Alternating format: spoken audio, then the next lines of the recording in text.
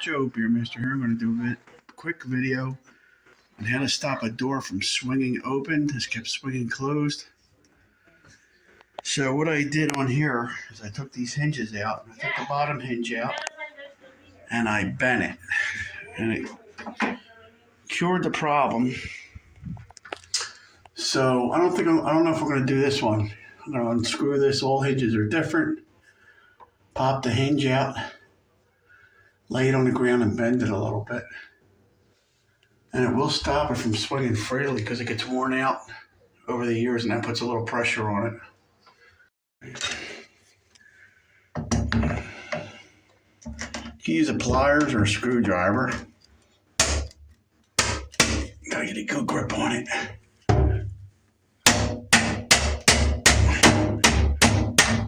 All right, now we got the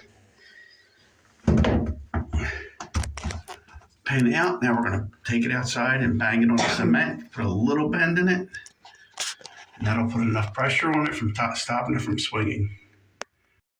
All right, so here it is. I'm just going to put a little bend in it. See how it's crooked? And that'll do the trick. Wait. There it is.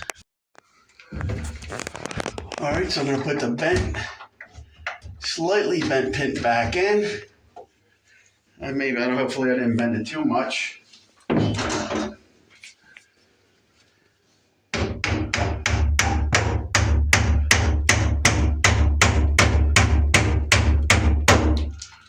All right, like I said, all hinges are different. This is just a basic idea. All right, and the door stays.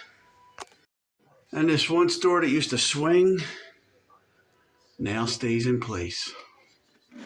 Finish putting the bottom part of the hinge on. Like I said, all hinges are different, but that's the basic idea. Joe Beermaster, thanks for watching.